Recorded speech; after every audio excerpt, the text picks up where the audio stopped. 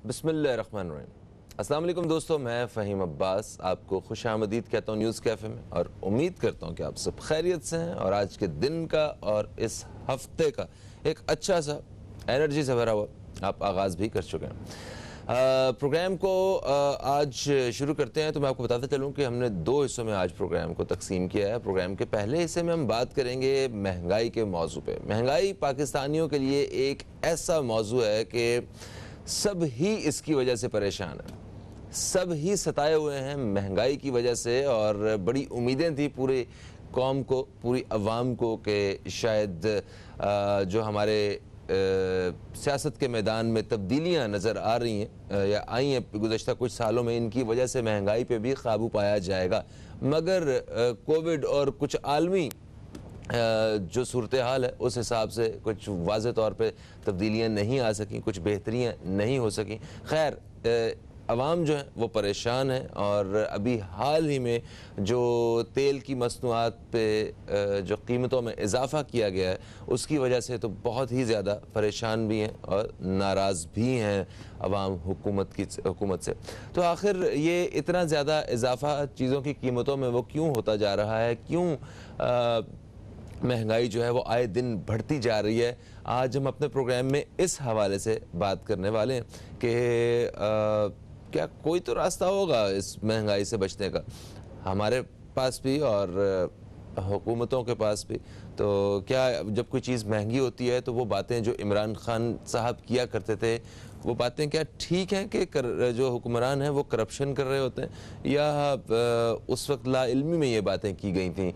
और आज जो जितनी महंगाई हुई है ये इससे ज़्यादा महंगाई भी हो सकती थी, बड़ा हाथ रोक के कम महंगाई की गई है। तो इस तरह के बहुत सारे सवालात अपने मेहमान से आज करेंगे। मेरे साथ स्टूडियो में मौजूद हैं जनाब खालिद खान साहब, आप तजियाकार हैं, मुख्तलिफ मौज़ूआत पे हमारे साथ प्रोग्राम में शिरकत कर चुके हैं। आपको खुशामदीद। अस्सलाम वालेकुम, कैसे हैं आप? तबीयत ठीक है? अल्लाह का शुक्र। महंगाई से बचे हुए हैं? महंगाई से कहाँ बच सकते अच्छा, ये क्या हुआ अभी पेट्रोल की कीमतों में इतना इजाफा, जैसे 10 रुपये 49 पैसे फ़ी लीटर तेल महंगा कर दिया गया है, और उसके बाद नई कीमत जो है वो 137 रुपये 79 पैसे हो गई। ये अच्छी खासी प्राइस है ये पेट्रोल की 1 लीटर के हिसाब से, क्या कहते हैं? बिस्मिल्लाहिर्रहमानिर्रहीम। देखिए भाई, पहले तो ये होता था कि ओगरा ऐलान करता था कि 10 रुपये या 7 रुपये का, उसके बाद जो है कि इसका तय होता था, इजलास होता था, वज़ीर-ए-आज़म साहब रियायत करते थे और 5 रुपये रियायत करके 2 रुपये इजाफा कर दिया करते। ठीक है, यानी अभी तक यही चला आ रहा था। बिल्कुल सही है। 7-8 दफ़ा तजवीज़ आती थी। सही है। अब इस दफ़ा ये हुआ कि उसने 5 रुपये का इजाफे के लिए कहा था, इन्होंने 10 रुपये कर दिया। तो अच्छा। अब आप ये समझ लें कि महंगाई कहाँ पर जाएगी।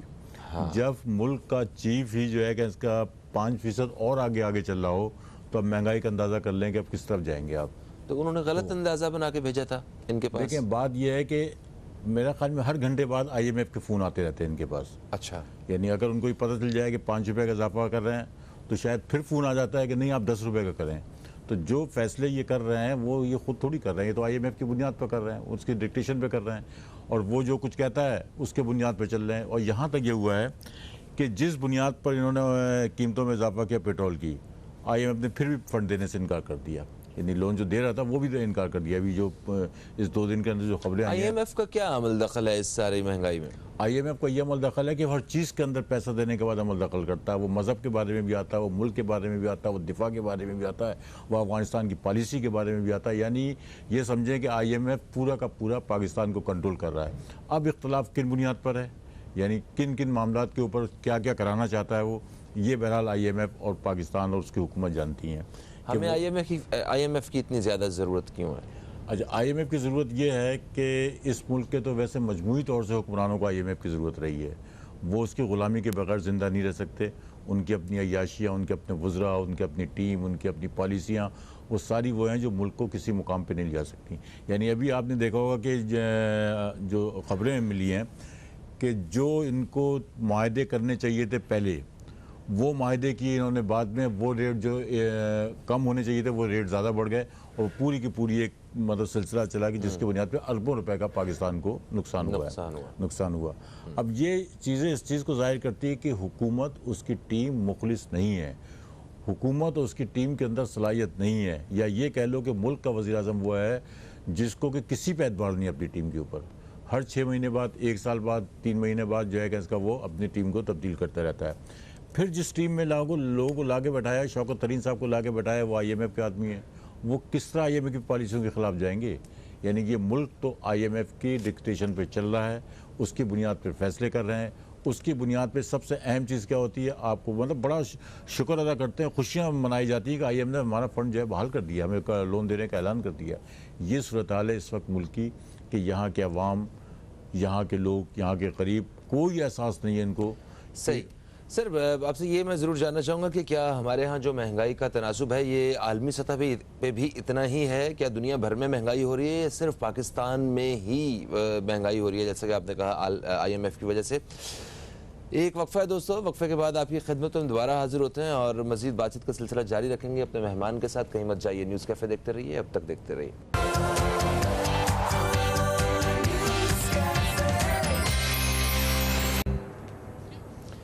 एक वक्फे के बाद आपको फिर से खुशामदीद। आप देख रहे हैं न्यूज़ कैफ़े, मैं हूं फ़हीम अब्बास और खालिद खान साहब हमारे साथ मौजूद हैं। महंगाई के मौजू पे इनसे बातचीत का सिलसिला जारी है। वक्फे से पहले हम बात कर रहे थे महंगाई के हवाले से कि क्यों मतलब हमारे यहाँ महंगाई हो रही है। एक और भी मतलब बात जो मैं आपसे ज़रूर इस मौजू पर बात करते हुए करना चाहता हूँ, बहुत सारे लोगों का ये मानना है कि आलमी सतह पे महंगाई हो रही है, चीज़ों की कीमतों में इजाफा हो रहा है, पेट्रोल की कीमतों में इजाफा हुआ है, उसके साथ साथ कोविड के बाद जैसे ही बाहर निकले तो महंगाई हुई है। तो उसी महंगाई का मतलब ये असर है कि पाकिस्तान में भी हो रही है। इस बारे में आप क्या कहेंगे? देखिए फ़हीम, बात यह है कि किसी भी मुल्क के अवाम को ये पता नहीं कि इंटरनेशनल रेट क्या चल रहा है, इंटरनेशनल महंगाई क्या हो रही है, उसकी क्या सूरत हाल है। वो तो सिर्फ जो सुनते हैं उसका जिक्र करते हैं।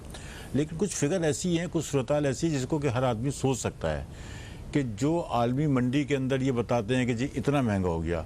आज 140 रुपये बैरल चल रही है आपके पेट्रोल की, डॉलर जो है कि इसका कीमत। अब से 10 साल पहले जो है कि इसका 140 रुपये डॉलर थी, उस टाइम 80 रुपये पैदा हो रही है कि शायद वज़ीर आज़म के लिए उसको संभालना बहुत मुश्किल है। थैंक यू सो मच, आप तशरीफ़ लाए और हम अच्छा गुमान करते हैं और उम्मीद भी करते हैं कि हमारे हालात जो हैं वो महंगाई के हवाले से बेहतरी की जानिब जाएंगे। एक वक्फे की तरफ बढ़ रहे हैं, वक्फे से वापस आते हैं तो एक और मौजू पर हमें बात करनी है। कहीं मत जाइए, न्यूज़ कैफ़े देखते रहिए, अब तक देखते रहिए।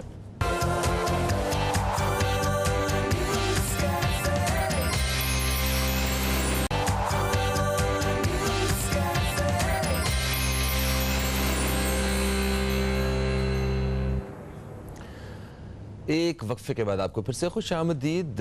मैं हूं फ़हीम अब्बास और आप देख रहे हैं न्यूज़ कैफ़े। न्यूज़ कैफ़े में प्रोग्राम के दूसरे हिस्से में हम दाखिल हो चुके हैं, जहां पे हम यही सियासी जो गर्मा गर्मी है इसी हवाले से ही बात करेंगे अपने प्रोग्राम में। और ख़ास तौर पे जो बात होगी वो अपोजिशन के किरदार के हवाले से बात होगी कि ये मुल्की सियासत में अपोजिशन का क्या किरदार है। बहुत सारी शिकायत हैं अपोजिशन के जो नुमाइंदे हैं, अगर उनसे पूछा जाए तो वो ये कहते हैं कि हुकूमत ने जितने भी बड़े फ़ैसले लिए हैं उसमें अपोजिशन को साथ शामिल नहीं किया है, हमें साथ बिठा के उस तरह मशवरा नहीं लिया जाता, हमें नज़रअंदाज किया जाता है। और हुकूमत की जानिब से भी अपोजिशन के बारे में जो इल्ज़ामात आते हैं या जो बयानात आते हैं उनकी रोशनी में पता चलता है कि अपोजिशन भी हुकूमत के किसी भी सही फ़ैसले को नहीं सराहती है और हर चीज़ को तनकीद ही का निशाना बनाती है। तो हक़ाइक़ क्या हैं और हमारे जो माहिरीन हैं वो किस तरह देखते हैं, जो असल सूरत हाल है वो क्या है, इस बारे में बात होगी। स्टूडियो में मौजूद हैं उफ़क़ मुजाहिद, एक नौजवान तजियाकार हैं और सियासत से एक अच्छा खासा गहरा ताल्लुक़ रखती हैं। उफ़क़ बलोच साहिबा, खुश आमदीद, अस्सलामु अलैकुम, कैसी हैं आप? वालेकुम अस्सलाम फ़हीम, अल्हम्दुलिल्लाह मैं बिल्कुल ठीक हूँ और उम्मीद करती हूँ आप और आपके व्यूअर्स भी बिल्कुल ठीक होंगे। बिल्कुल, मैं, मेरे व्यूअर्स और मेरी टीम बिल्कुल ठीक हैं। मुझे बताएं कि क्या हमारी अपोजिशन और जो हमारी हुकूमत है इनके ताल्लुकात कुछ बेहतर हो सकते हैं या बेहतर करने की कोशिश की गई है? देखिए, हुकूमत की जहाँ तक बात है तो हुकूमत ने हर स्टेप लिया है अपोजिशन को इन्वॉल्व करने का, ऑन बोर्ड लेने का। लेकिन मसला ये है कि जब तक अपोजिशन जो है तनकीद बराए तनकीद ही करेगी और वो आवाम की, सूबे की या मुल्क की बेहतरी के लिए एक पेज पे आने को तैयार नहीं होगी अपने पर्सनल इंटरेस्ट को बाला ताक रख के, तो हुकूमत भी there is only so much you can do. हुकूमत भी फिर ज़्यादा नहीं अपनी कहाँ तक जाएगी जब उनको ताउन नहीं होगा। फिर हुकूमत जो है वो ऑटोनमस इदारे की तरह जो है वो सामने आएगी और अपने स्टेप्स लेगी जो हमारे बेस्ट इंटरेस्ट में होगा। बिल्कुल सही। अभी जैसे पाकिस्तान डेमोक्रेटिक मूवमेंट के नाम से एक मतलब बहुत बड़ी ताकत के साथ जो है हुकूमत का मुकाबला करने ये सारी अपोजिशन जमातें जो हैं वो निकली हुई थी। तो ऐसी सूरत हाल में आप क्या समझती हैं कि हुकूमत को क्या किरदार अपनाना चाहिए? लाइक हर चीज़ को नामंजूर कह देना ये भी तो अपोजिशन का किरदार नहीं है। देखिए, अपोजिशन का किरदार वो होता है, असल मायने में हम देखा जाए अगर इसकी असल रूह में उतर के, अपोजिशन का किरदार होता है कि वो हुकूमत की काफ़ी हद तक एहतसाब भी करे और वो एक तरह की शैडो कैबिनेट होती है। लेकिन मसला ये है कि हमारे अपोजिशन गवर्नमेंट इन वेटिंग होती है। वो होता है कि जल्दी से ये हटे और हम आ जाएं, और यही होता आ रहा है। हाँ। तो अब पीडीएम की जहाँ तक बात है, माजरत के साथ ये तो एक सर्कस से कम नहीं है। हाँ। पीडीएम का जो हम देख रहे हैं, एक दिन साथ होते हैं, अगले दिन अलग हो गए, आपस में इतनी रिफ्ट्स हैं इनकी, जलसे किए जा रहे हैं। जलसों का उसमें आप कभी तकरीरें देखें, उसमें कभी आवाम की बात हुई है? जी महंगाई महंगाई महंगाई करके कौन गया है, आवाम भुगत किसका रही है? तो कभी तो ये आपस के झगड़ों में उलझ जाते हैं, फिर बिलावल साहब अलग प्रेस कॉन्फ्रेंस, मरियम साहिबा अलग अपने जो हैं वो जलसे करती हैं।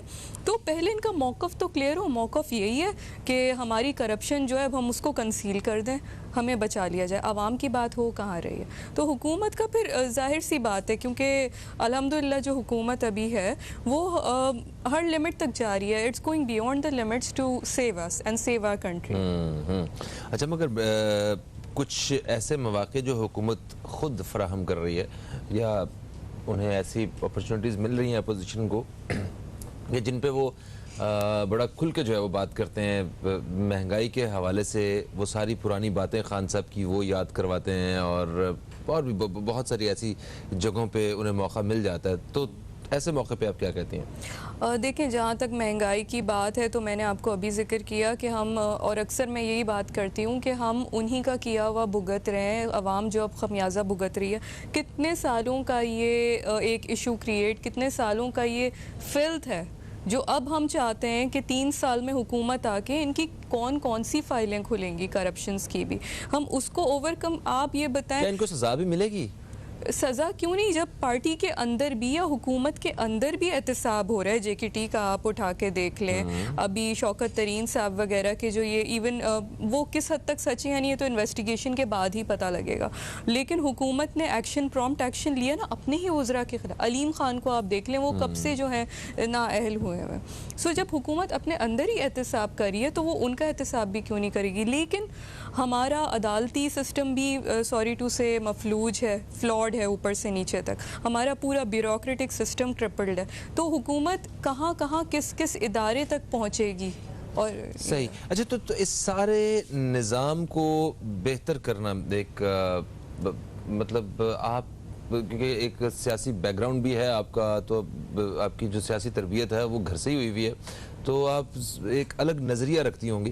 तो मैं ये जानना चाहता हूँ क्या हुकूमत के लिए, जो मौजूदा हुकूमत है, इसके लिए मुमकिन है कि इन सारे मसाइल को बिल्कुल हल कर दिया जाए और एक दफ़ा ट्रैक पे आ जाएं हम लोग? जो अभी एक पिक्चर दिखाई जा रही है हुकूमत की जानिब से, ये मुमकिन है कि नहीं है? इस बारे में बात करेंगे। छोटा सा वक्फा है दोस्तों, वक्फे के बाद आपकी खिदमत में दोबारा हाजिर होते हैं। कहीं मत जाइए, अब तक देखते रहिए न्यूज़ कैफ़े, देखते रहिए।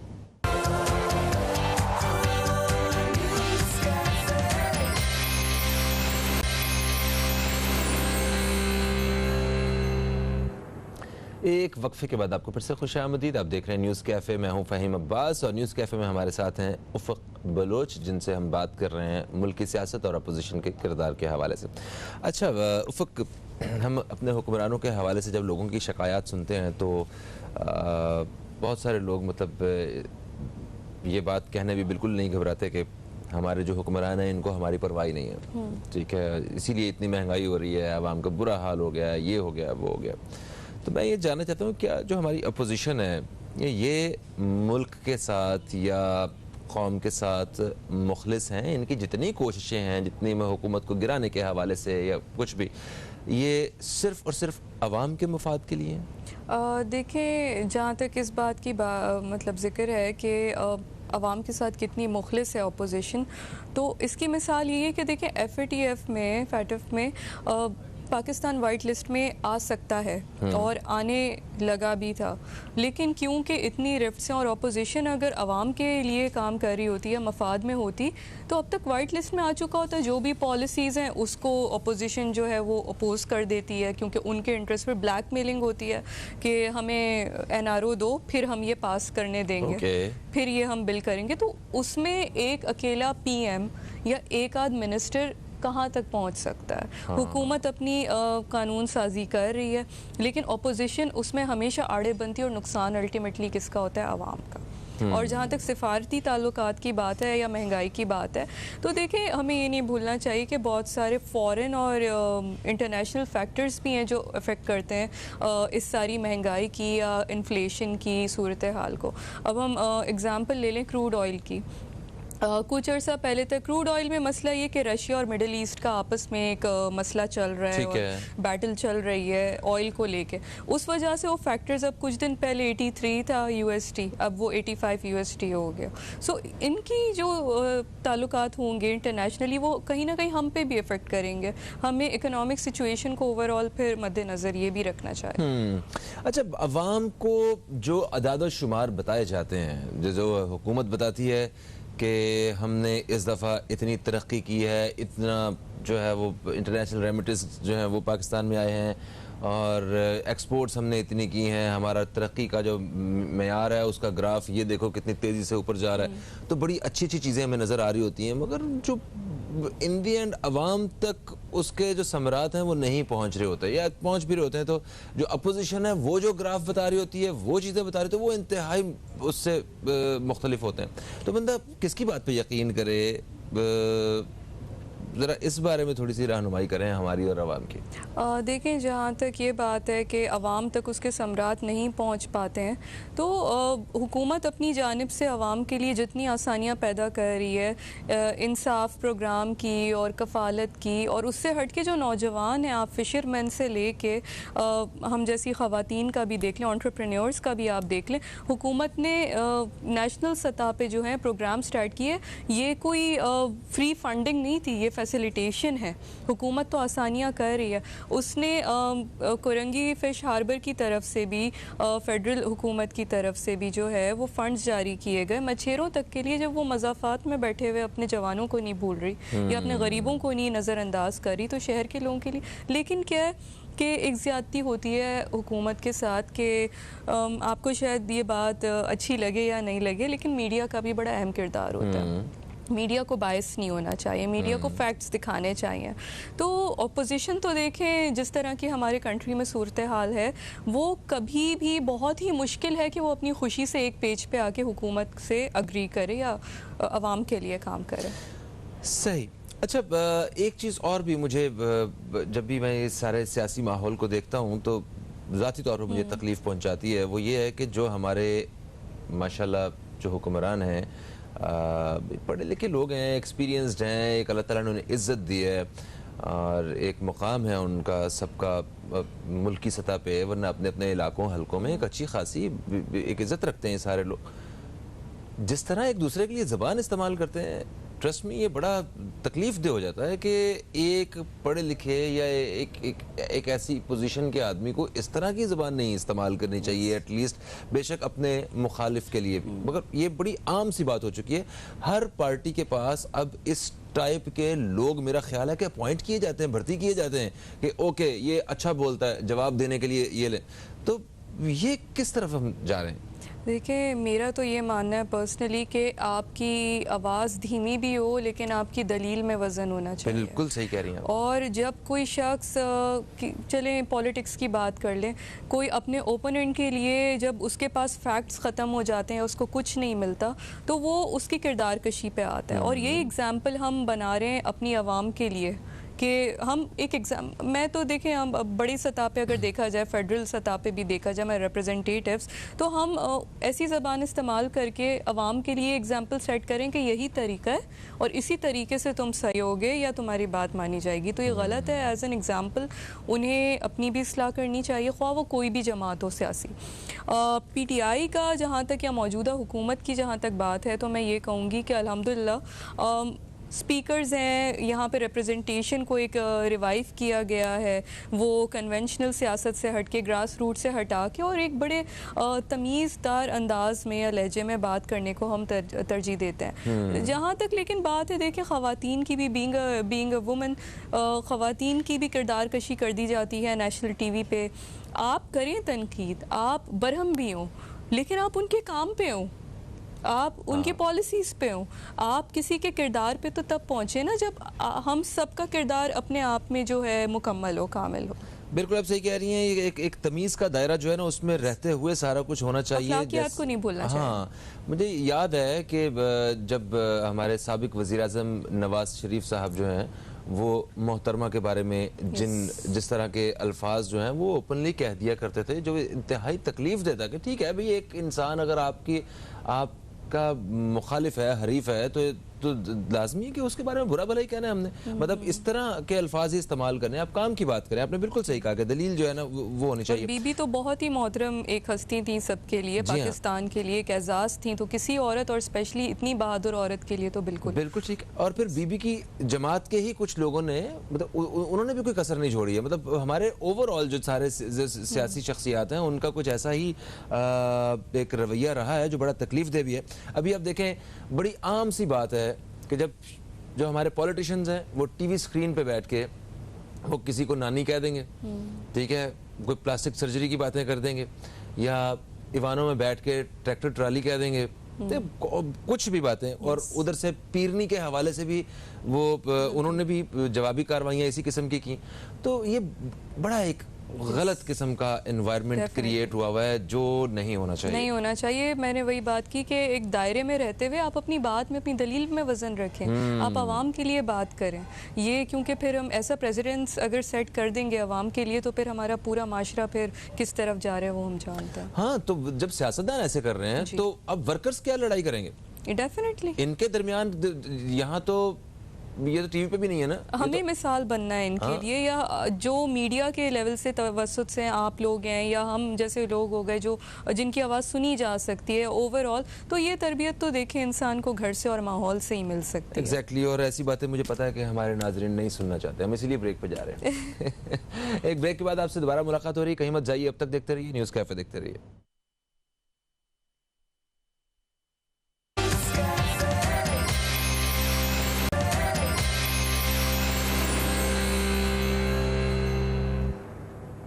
जी दोस्तों, एक वक्फे के बाद फिर से खुशामदीद। आप देख रहे हैं न्यूज़ कैफे, मैं हूं फ़हीम अब्बास, और प्रोग्राम में हम बात कर रहे हैं मुल्की सियासत और अपोजिशन के किरदार के हवाले से। उफ़क़ मुजाहिद बलोच हमारे साथ मौजूद हैं और इनसे इस हवाले से बात हो रही है।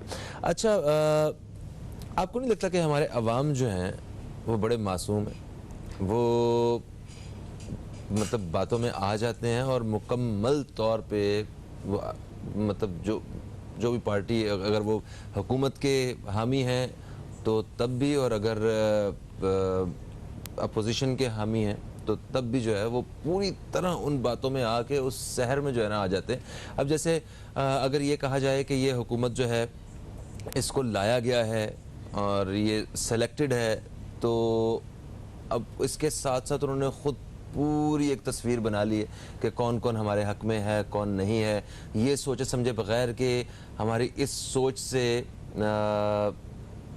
कहीं ना कहीं जो हम इस मुल्क से मोहब्बत के दावे करते हैं वो भी सारे झूठे पड़ जाते हैं और पता नहीं किस। तो मैं चाहता हूँ इस जानब रोशनी डालें थोड़ी। देखिए बात सिंपल सी है कि सबसे पहले तो फिर माजरत के साथ ये जो रोज़ रात को 9 बजे एक महफिल लग जाती है ना न्यूज़ चैनल्स पे, उन्होंने अवाम का इतना दिमाग पोल्यूट किया है और कोई स्पेस नहीं बची अवाम के लिए कि वो मुतालिया अवाम की भी जिम्मेदारी है, लेकिन अवाम को इतना उलझा दिया गया है महंगाई के सब्जेक्ट्स में और ब्रेन वॉशिंग में और नेगेटिव इम्पैक्ट डालने में। एक नैरेटिव जो है ना बिल्ड करना बेसिकली काम है मीडिया का। ठीक है, हमारा मीडिया बहुत अच्छी जॉब भी कर रहा है, बहुत अच्छा काम कर रहा है इस हवाले से, लेकिन ये जो एक स्पेसिफिक हमारे घरों में, सबके घरों में जो 8 बजे से 9 बजे तक ये जो टॉक शोज़ लग जाते हैं और जिसमें एक सोल्यूशन तक पहुंचने की बजाय एक मसालेदार बहस चल रही होती है। तो ये सियासी शख्सियाती तो आके कर रही होती हैं, मीडिया पसंद थोड़ा कर रहे उनको होते हैं। चांस, उनको बढ़ावा कौन दे रहा होता है, अंदर नुक्ते या लुकमे कौन उस दे रहा बढ़ावे होता को है? कौन देखना चाह रहा होता है? अवाम को उस चीज़ पे लगा दिया गया अच्छा, है। लगा दिया अवाम को इसी तरह अगर फ़रोग दें कि भाई अवाम अपनी रिसर्च की तरफ जाए, अवाम को इतना मेंटल पीस तो मिले ना कि हमारी जो यूथ है वो बुक्स की तरफ है भी, लेकिन ज़्यादा से ज़्यादा जाए। अच्छा, पहली बात तो ये हो गई। जहाँ तक बात है कि अवाम के साथ क्या अवाम को जो कहा जाता है वो मान लेती है, तो ये नैरेटिव बिल्डिंग तो यही हो जाती है। दूसरी बात, सोशल मीडिया पे फेक न्यूज़ सर्कुलेट होना, न्यूज़ चैनल्स पे फेक न्यूज़, और फिर वो अवाम फ़ौरन कैच कर लेती है, हर कोई नहीं उसके ऑथेंटिसिटी में जाएगा। दूसरी बात ये, अच्छा, कश्मीर के हवाले से ये जो एक अच्छा खासा तबका है जो बड़ी अजीब सी बात करता है, कभी कभी दुख होता है कि जैसे ये कह रहे होते हैं कि कश्मीर का सौदा कर दिया है इन्होंने, इस हुकूमत ने। भाई ठीक है, आपकी इस हुकूमत के साथ मतलब नज़रियाती तौर पे इख्तलाफ है आपका, मगर इसका मतलब ये थोड़ी है कि आप जो मुल्क के ख़िलाफ़ बातें करना शुरू कर दें। देखिए इस तरह से तो अपोजिशन अगर बात करती भी है तो वो बिल्कुल मुल्क को अंदर से कमज़ोर ही करती है और वो दुश्मनों को, मुल्क दुश्मनों को एक हमारी एक कमज़ोर इमेज जाती है। कश्मीर की जहाँ तक बात है तो देखें, किसी से ढका छुपा नहीं है कि मौजूदा हुकूमत ने कितनी काविशें की हैं और हो भी रही हैं। कश्मीर पे कितनी डिबेट्स हो रही हैं या कितने इस चीज़ को बढ़ावा देने की कोशिश की जा रही है कि हमसे आज़ाद हो जाए कश्मीर। लेकिन कश्मीर माजरत के साथ बहुत दुख की बात है कि एक टॉय बना के रख दिया सबने। जिस दिन कश्मीर का मसला हल हो गया तो अपोजिशन के पास क्या बचेगा खेलने के लिए, बहुत बड़ा इशू है। और जहाँ तक बात है, देखें अपोजिशन, मुझे बहुत दुख होता है कि चले हुकूमत तो अभी आई है ना, मौजूदा हुकूमत 3 साल 4 साल, ऑपोजिशन कितने टाइम से हुक्मरान है यहाँ पे। ये ऑपोजिशन तो वैसे ही जो है आमिराना ऑपोजिशन है। यहाँ पे आप देख लें कि पार्टी का, हमारी जो सूबाई सिंध में जिसकी सूबाई हुकूमत है, उसका आज तक चेयरमैन या उसका प्रेसिडेंट या जो भी कौन बनता आ रहा है। एक मौरूसी सियासत चल रही है। अब फेडरल में अपोजिशन देख लें, उसमें भी मौरूसियत चल रही है।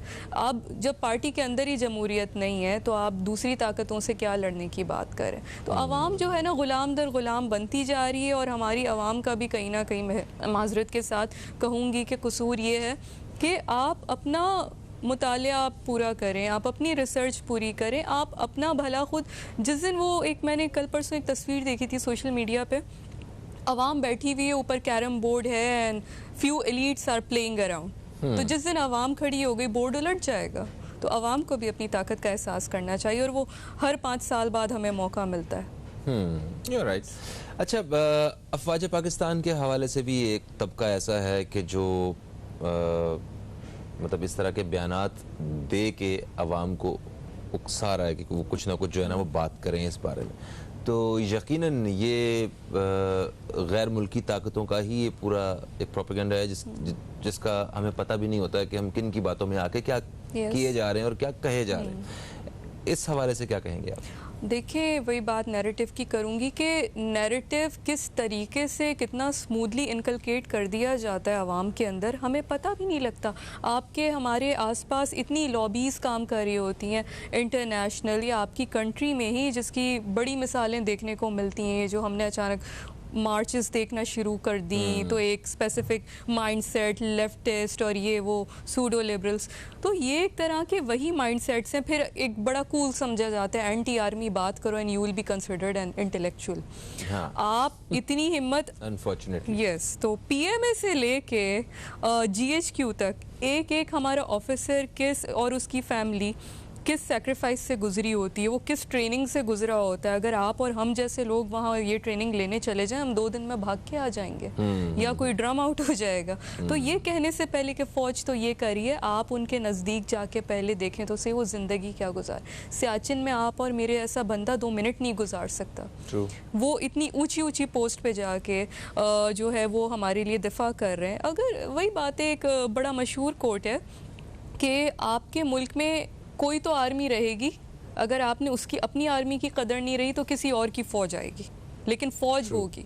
और ये आर्मी ही है जिसका बहुत बड़ा रोल है। तो हमें कुछ भी कहते हुए कि जिस तरह कुछ बहुत बिलो द बेल्ट बयान भी आए थे पिछले साल कि पसीने निकल जाते हैं, कपकपा जाते हैं, उन्हें ऐसा कहने से पहले खुद सोचना चाहिए कि क्या उन्हीं की वजह से हम जो हैं हमारे घरों में सेफ बैठे हैं। एग्जैक्टली, ये बात तो बिल्कुल हकीकत है, ऐसा ही है।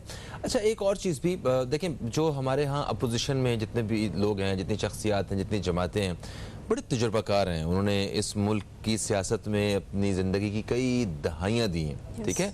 तो जब ये इल्ज़ामात हैं कि ये जो मौजूदा हुकूमत है ये गलत फ़ैसले कर रही है, इन्होंने ऐसा करना चाहिए था, तो ये उनके मददगार भी तो बन सकते हैं। उनके साथ किसी न किसी तरह हम अपनी अपोजिशन के जो लोग हैं उनके पुराने तजुर्बात को, मतलब उनके एक्सपीरियंस को इस्तेमाल भी तो कर सकते हैं मुल्क के लिए। क्या ऐसा मुमकिन नहीं है? मेरा तो ख्याल है कि असल मकसद तो यही होता है अपोजिशन का। यस, देखिए, idealistic role in an idealistic world, तो अपोजिशन का किरदार यही है और यही होना चाहिए। बट सैडली अपोजिशन में भी जो जितने हमारे पास इवन अगर एक्सपीरियंस लीडर्स भी हैं, वो पपेट्स हैं अपनी लीडरशिप के लिए। उनकी ज़बान वो पहुंचाते हैं आके टीवी तक या हम तक, या इवन पॉलिसी मेकिंग। कितने ऐसे बिल्स हैं जो पेंडिंग में होते हैं, जो अवाम दोस्त होते हैं, लेकिन वो लोग रुकावट डालते हैं। यही तो कोशिश हुकूमत की, और बहुत अफसोस के साथ कि हुकूमत तो यही कोशिशें कर रही है कि एक पेज पे आ जाओ, एक पेज पे आ जाओ। अभी हमारा पेंडोरा पेपर्स का भी जो मसला हुआ, उसमें भी कहा एक पेज पे आ जाओ तहकीकात के लिए। जो भी मामला उठता है, भाई क्यों नहीं आते आप बैठो तो सही, आप डिस्कशन तो करो। वो बात करने को ही नहीं तैयार, क्योंकि बात कर ली तो सोल्यूशन निकलेगा। इलेक्ट्रॉनिक वोटिंग मशीन के चक्कर में भी बात करने को ही नहीं तैयार। इतनी ऑफर्स, तो अब उनके घरों से खींच के तो खान साहब नहीं ला सकते उन्हें। वही बात है ना, सोल्यूशन निकलेगा तो इनकी दुकान कैसे चमकेगी ना, बंद हो जाएगी। ओके, कोई तजवीज़ जो आप हुकूमत को या अपोजिशन को देना चाहें? मेरे लिए दोनों, मेरी तरफ से दोनों के लिए तजवीज़ ये है कि देखें, इमरान खान साहब जो हैं, एक अकेला वो हर घर घर में जाके कुछ नहीं कर सकते, इसीलिए कैबिनेट होती है, उनके नुमाइंदे हैं। कैबिनेट अल्हम्दुलिल्लाह बहुत अच्छी है, अपोजिशन में भी नो डाउट हमारे पास बड़े लर्नेड लीडर्स हैं, लेकिन दोनों को ही, हुकूमत तो ऑलरेडी एक पेज पे है और अवाम दोस्त है, लेकिन दोनों को पर्सनल इंटरेस्ट से बाला ताक हो के जो है अवाम के लिए काम करना चाहिए। एग्जैक्टली, यही असल मकसद है जिसके लिए हम कोशिश भी कर रहे थे कि आज हम बात करके किसी एक किनारे पे जो है इस टॉपिक को लगाएंगे कि वाकई चाहे हुकूमत हो या अपोजिशन हो, उन्हें अवाम के मफाद के लिए अपने फैसले करने चाहिए और अवाम को जो है ना वो सबसे पहले रखना चाहिए। थैंक यू सो मच, आप तशरीफ लाएं। दोस्तों, इंशाल्लाह आपसे कल फिर मुलाकात होगी। फ़हीम अब्बास को और न्यूज़ कैफ़े टीम को दें इजाज़त। खुदा हाफिज़। पाकिस्तान जिंदाबाद।